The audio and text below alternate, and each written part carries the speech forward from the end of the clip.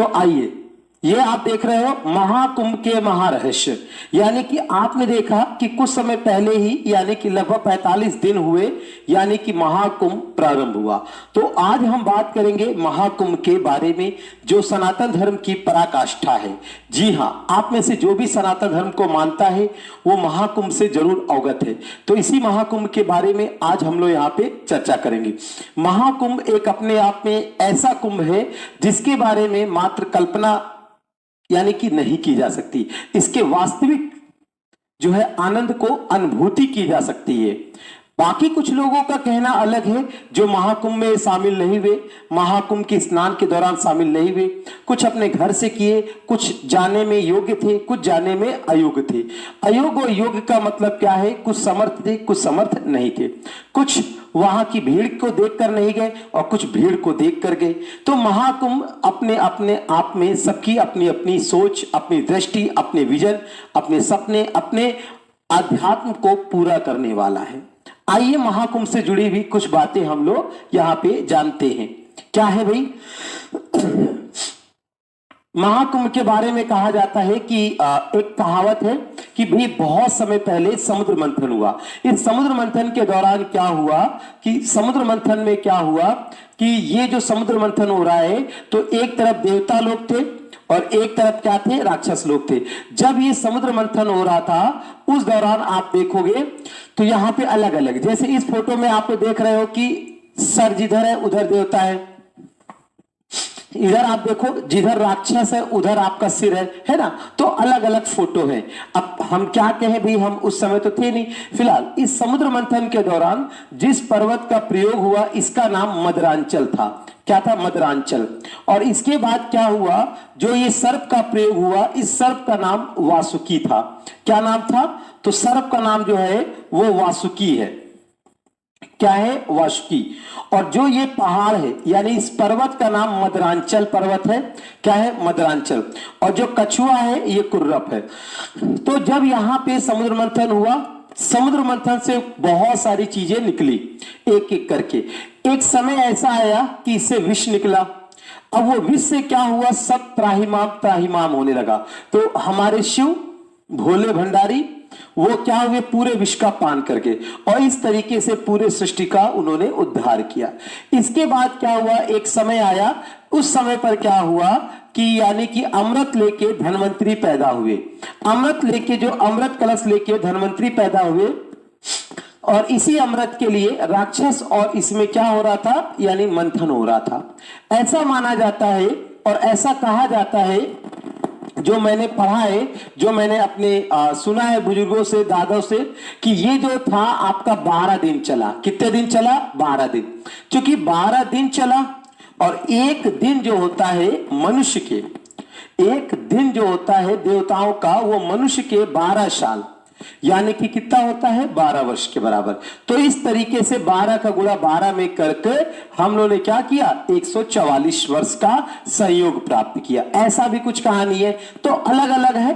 कुल मिला के हमारा यहाँ पर यह है कि महाकुंभ जो है अपने आप में ऐसा है जिसका शब्दों में व्याख्या करना यानी कि संभव नहीं है।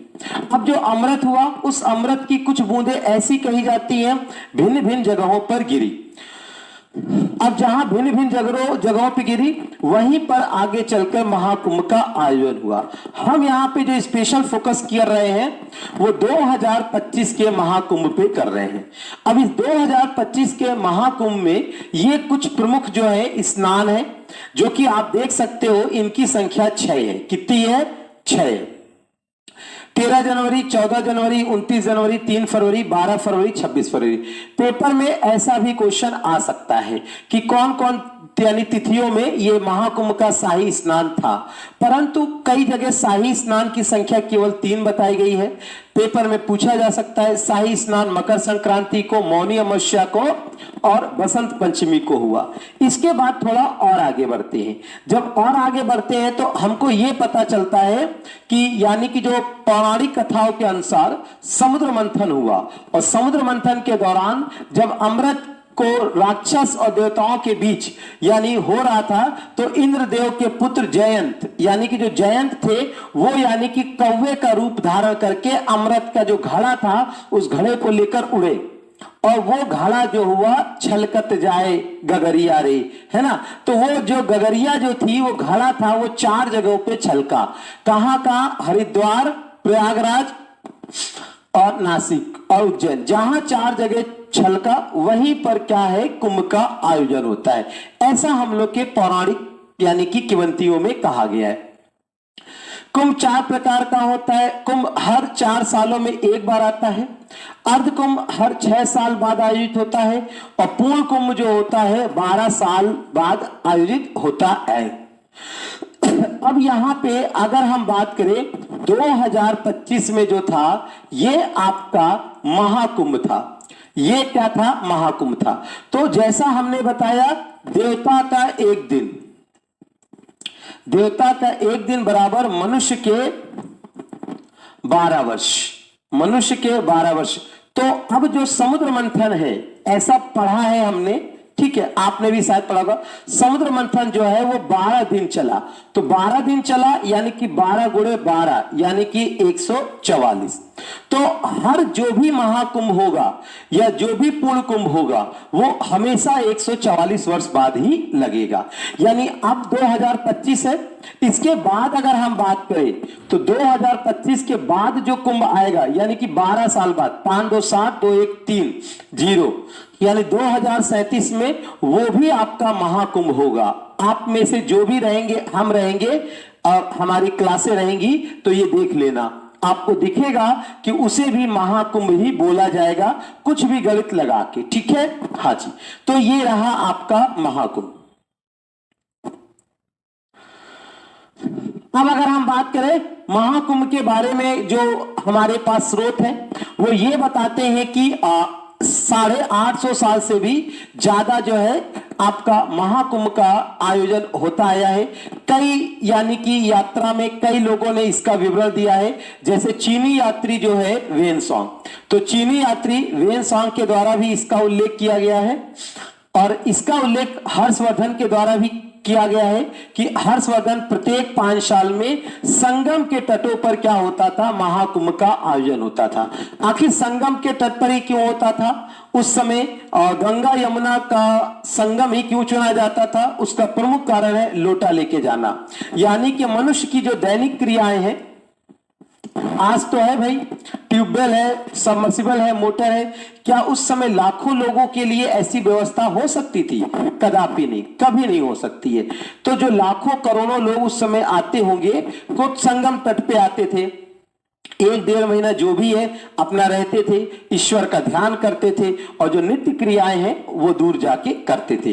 पानी की सुलभता थी, वहां पर बैठकर धर्म के विषय में चर्चाएं होती थी। इसी कारण से यानी कि ये परंपरा चली आ रही है, ये परंपरा लगातार चली आ रही है, लगातार चली आ रही है। अगर हम बात करें सरकार की, तो 2025 के महाकुंभ में मुझे लगता है कि अपने जो योगी जी हैं, योगी जी ने भरपूर प्रयास किया और अपना अथक मेहनत किया, और वो सभी उपाय किए जिससे कि एक भव्य कुंभ हो सके। हो सकता है कि कुछ त्रुटियां रह गई हो, पर आपको यह भी ध्यान देना होगा, करोड़ों की यानी कि जो करोड़ों लोग जो आए थे उनके लिए इतनी सारी व्यवस्थाएं करना अपने आप में चुनौती है। तो देखिए क्या होता है, चांद में भी दाग होता है, फिर भी चांद खूबसूरत होता है। इसी तरीके से महाकुंभ भी है।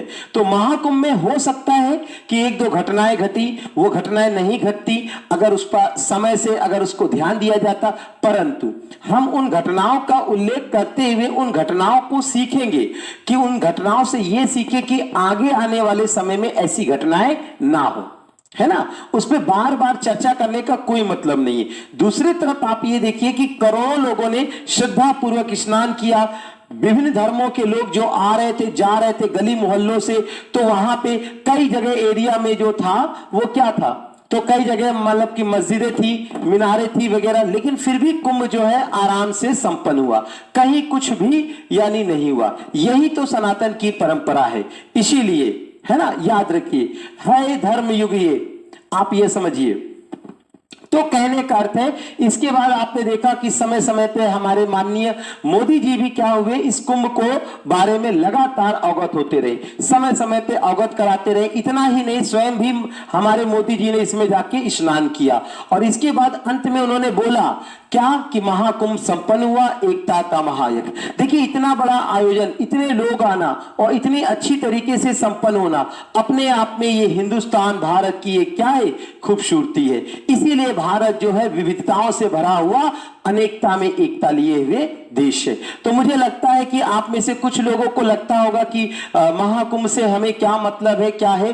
देखिए धर्म है, ये आस्था का विषय है, अध्यात्म का विषय है। अगर इसे समझना है तो आपको आस्थावान होना चाहिए, ठीक है। तो संगम के पावन तट पे यदि आपने डुबकी लगाई है तो भी हर हर गंगे, अगर आपने नहीं लगाई है और घर में रहकर आपने अगर संगम का नाम लिया है, घर में रहकर अगर महाकुंभ का एक बार भी नाम ले लिया है, तो भी आपको वही यानी कि पुण्य, वही अमृत की प्राप्ति होती है जो आप यानी संगम तट पर प्राप्त करते हैं। यहां पे आप देख सकते हैं सरकारी आंकड़ों के हिसाब से लगभग 66 करोड़ से ज्यादा लोग आए हैं।